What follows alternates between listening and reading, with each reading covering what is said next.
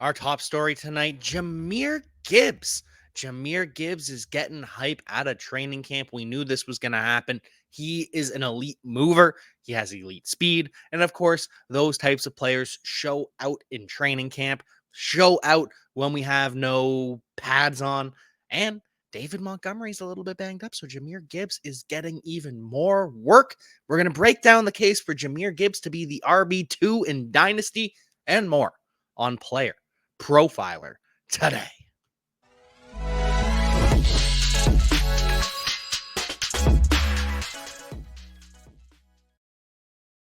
Happy to have everyone here on the show tonight, and happy Pride to everyone out there, June 1st. So happy Pride. Hope you're celebrating. Be responsible. But we also know that Jahmyr Gibbs is controversial, to say the least. Jahmyr Gibbs was overdrafted.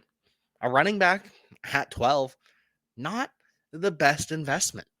But we got our first look at Jahmyr Gibbs just yesterday, and he looked pretty good, if I do say so myself. But again, we knew he would. It's short season.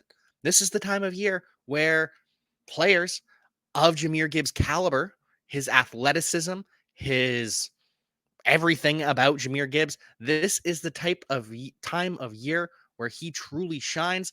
And just look at him, Jahmyr Gibbs catching the screen pass. And that's it. That's the little clip, but it was enough to get the fans excited.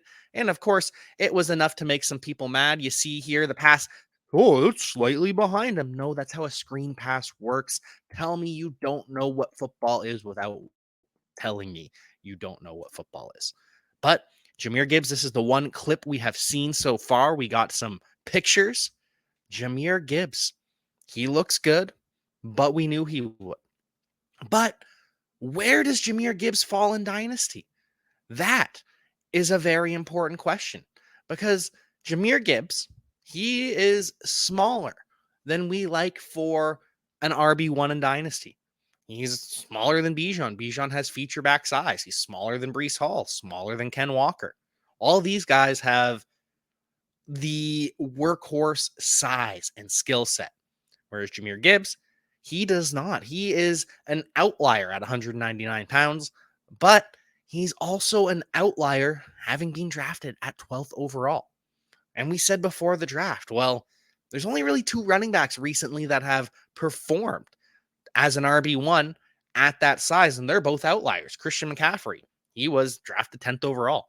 Austin Eckler, he's the other guy, and he was an undrafted free agent. He's an outlier making it as far as he did, and the size is part of that. But now Jahmyr Gibbs is an outlier too. Jahmyr Gibbs going 12th overall. We have seen that not very often in the past 10 years. We got Saquon, we got Leonard Fournette, we got Christian McCaffrey, we got Ezekiel Elliott, we got Todd Gurley, and we have Melvin Gordon. We have 6 running backs drafted within the top 15 over the past 10 years, and they've all been pretty damn good for fantasy football purposes. Saquon Barkley, he was the RB3, he was the RB7, he was the RB5. 3 out of 5 seasons, Saquon was an RB1. He was the RB27 in 2021 coming off the ACL, dealing with a high ankle sprain, but we even saw flashes before the high ankle sprain. We talked about that yesterday. Go watch yesterday's episode if you haven't. But Saquon Barkley balled out. Leonard Fournette, RB7, RB12, RB9, RB33, RB3, and RB12. So 5 out of 6 seasons for Leonard Fournette, he has been an RB1. Christian McCaffrey, RB12, RB2, RB1, RB2. The 2 years that he didn't qualify for points per game, he scored 30.1 points per game. That was in just 3 games. And then he had an 18.2 points per game performance over 7 games. Still didn't qualify, but those are RB1 numbers as well. Outliers. Ezekiel Elliott, RB3, RB3, RB6, RB5. The first 4 seasons of Ezekiel Elliott's career, he was an RB1 every year. And then he slipped the past couple years, RB14, RB15, RB22. Before that, Todd Gurley, 3 out of 6 years for Todd Gurley before the knee fell off. RB5, RB21, RB1, RB1, and then he drops RB17, RB30. But 3 out of the first 4 years for Todd Gurley, he was an RB1. Melvin Gordon, first year in the league, he was RB49, didn't score a touchdown. That was the year Danny Woodhead scored a bunch of touchdowns, which no one would expect. But then he was the RB5, then he was the RB6, RB5, dropped down to RB14, RB22, RB21, RB39. But Melvin Gordon had a run too. Melvin Gordon, out of his first 4 years, an RB1 3 times. That's what happens when you get this draft capital, when you are drafted in this top 15. The opportunity is there. It is handed to you. So how much opportunity are we going to see from Jahmyr Gibbs? We'll talk about that in just a moment. Now, as we at Player Profiler have become a full-blown machine learning company, the crowning achievement has to be the injury finder. We're now taking BMI data and injury history data and assigning a probability that a player is injured on any given touch. And not only can you see a player's fragility rating, their injury risk, we also have analysis from professional physical therapists breaking down all the major players that underwent surgery last year and what their rehabilitation looks like heading into 2023. There's a tool to compare players. There's a database where you can say, show me all the foot injuries, show me all the severe injuries, show me all the injuries requiring surgery. It provides you the key market intelligence to know what is the difference in probability that player X versus player Y will miss games this year. It's great for fantasy football, and it also just satisfies your curiosity as a fan. Go to the App Store, go to Google Play, download it. It's $5 every year just to reload the latest injury predictions and fragility ratings. The 2023 data is live now. Open your phone and get smarter. Love the injury finder. Absolutely love the injury finder. And we love Jahmyr Gibbs. Jahmyr Gibbs is built like a running back that we enjoy at Player Profiler. We wish he was a little bit bigger, but the pass catching, the speed, the explosiveness, the agility, check, check, check, check. So Jahmyr Gibbs is going to have multiple RB1 seasons. We've seen that from everyone that we talked about. Out of those 6 running backs that were drafted inside the top 15 over the past 10 years, they've had at least 3 RB1 seasons. It's going to happen for Jahmyr Gibbs. Might happen this year. David Montgomery is going to see the goal line touches. David Montgomery is going to siphon work away from Jahmyr Gibbs. That will be the case for Jahmyr Gibbs to not be an RB1 this year. But David Montgomery wasn't practicing today. David Montgomery missed practice. Jahmyr Gibbs got even more work with the ones. And if he continues to flash, of course, we're never going to reach a world where Jahmyr Gibbs is seeing 60% of the opportunity. But if he did, the Podfather and Billy did the math. If we give Jahmyr Gibbs 60% of the opportunity for the Detroit Lions, he's the RB3 in our projection. Jahmyr Gibbs is damn good. The more touches he can command, the better. But this is the question. How many touches are we going to see for Jahmyr Gibbs? What is the breakdown going to be? Is it going to be 60% David Montgomery, 40% Jahmyr Gibbs? Is it going to be 50-50? Because it's unlikely, again, that Jahmyr Gibbs cracks that 60%. I don't see a way unless David Montgomery is injured. But he's already injured. We don't know with what. So keep an eye on it. And if this does happen, if Jahmyr Gibbs finishes as the RB3, if Jahmyr Gibbs gets 60% of the opportunity, how do you not have him as the RB2 unless Breece Hall finishes as the RB1 or 2, right? Because Bijan, I don't know if there's anything Jahmyr Gibbs could do this year to become the RB1 in Dynasty. I really don't. He would have to have an extraordinary year, and Bijan would have to essentially be disappointing. I don't see it happening. Bijan is just that protected with the workload he's going to see and the draft capital and the athleticism and all that. Bijan is just, there's no way that Jahmyr Gibbs passes him, but he could pass Breece Hall. Probably should already be past Kenneth Walker. Who else do you have above Jahmyr Gibbs in Dynasty right now at the running back position? It's Breece Hall and it's Jahmyr Gibbs. And if Jahmyr Gibbs outperforms Breece Hall coming off the ACL, there's going to be a case to be made. Breece Hall is bigger. Breece Hall We'll have to see the explosiveness coming off the ACL, but the speed score obviously was in Breece Hall's corner before the injury. The size is in Breece Hall.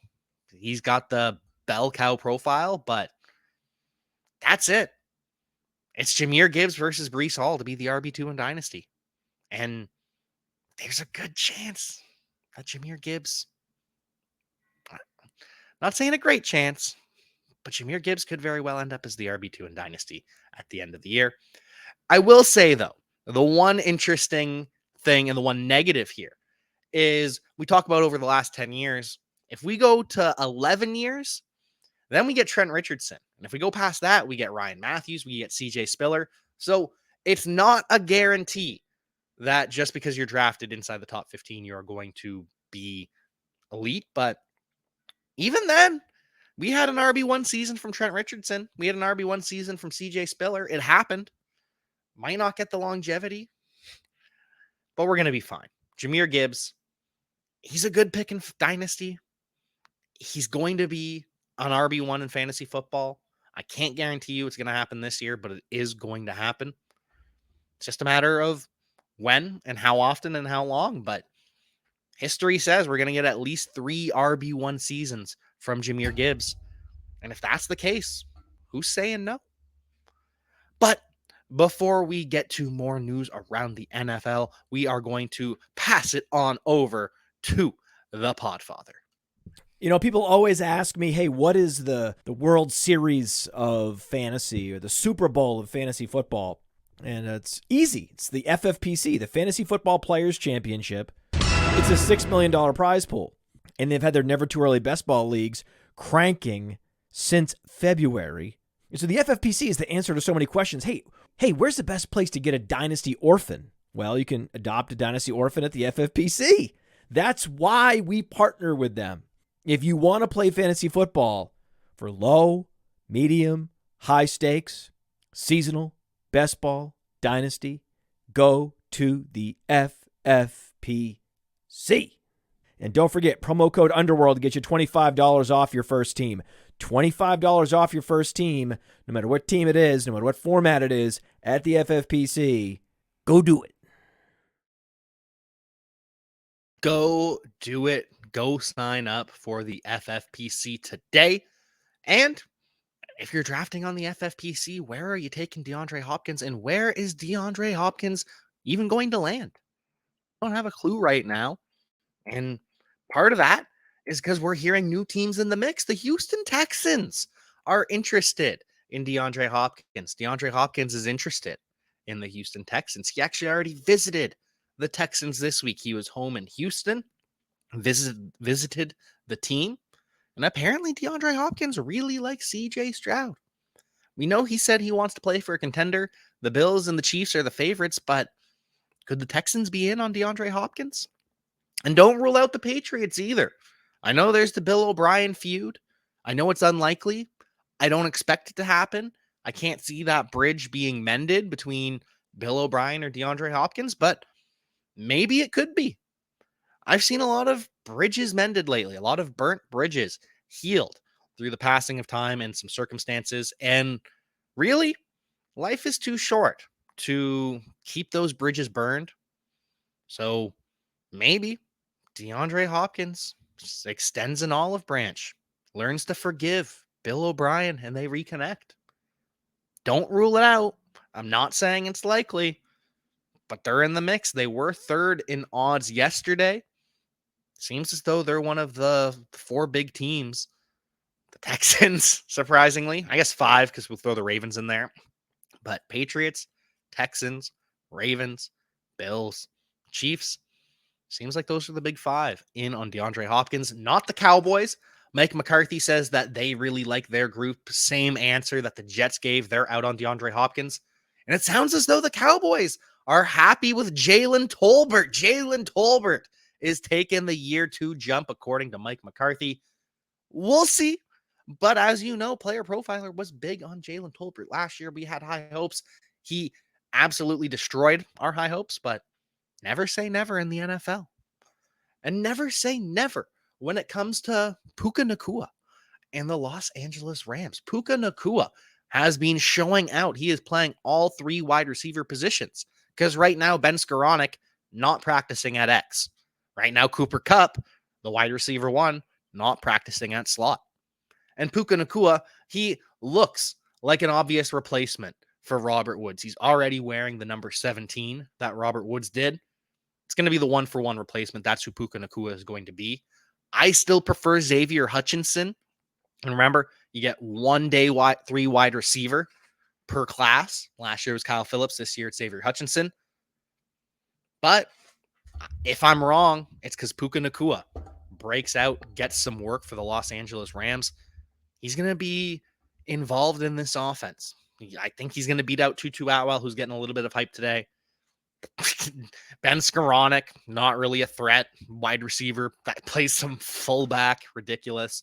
Lance McCutcheon, not as much of a threat. So Puka Nacua, keep an eye out. He's gaining some steam. I won't be surprised if he's working with the first team offense this year.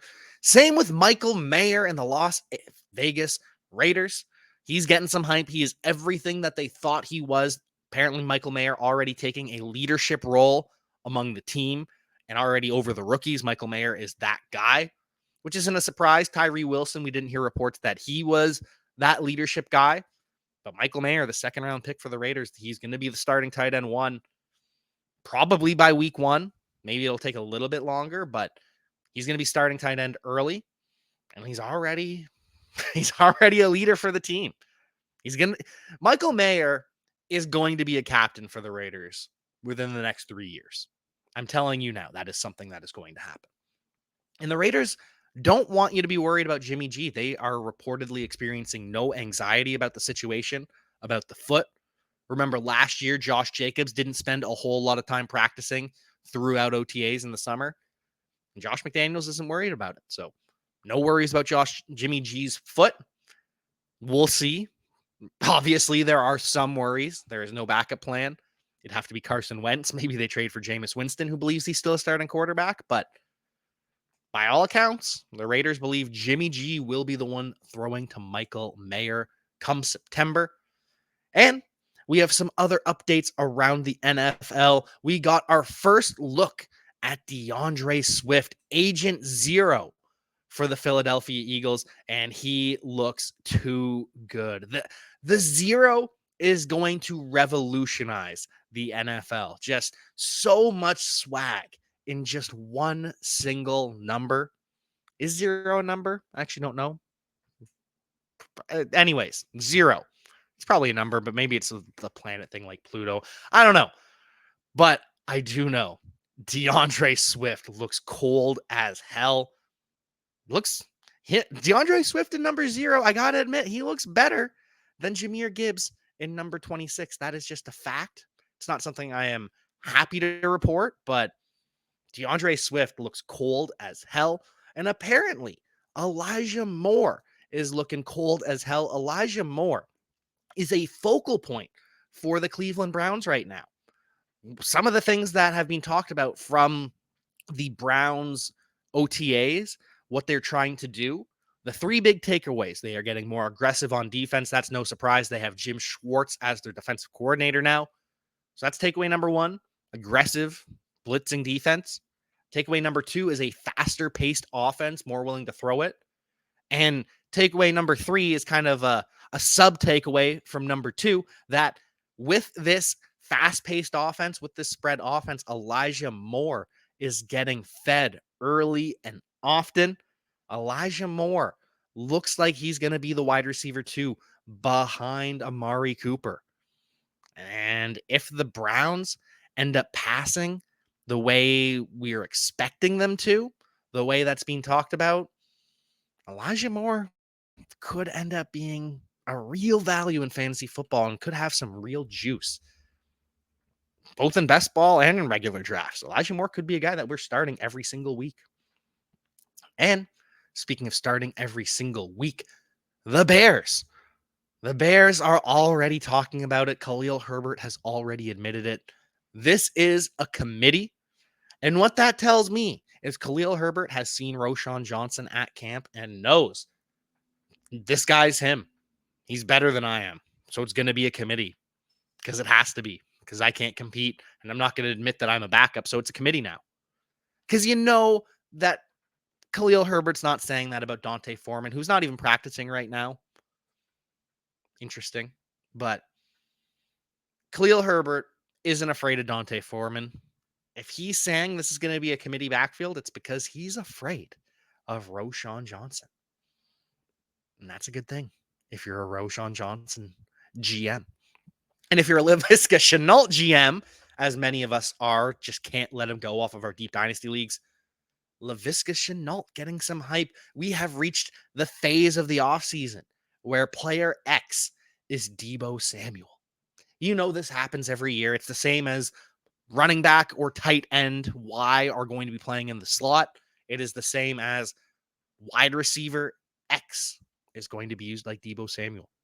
And granted, if anyone's going to do it, Laviska Shenault, pretty good choice. Did a lot of it in college at Colorado. So I'd love to see Frank Reich actually execute this.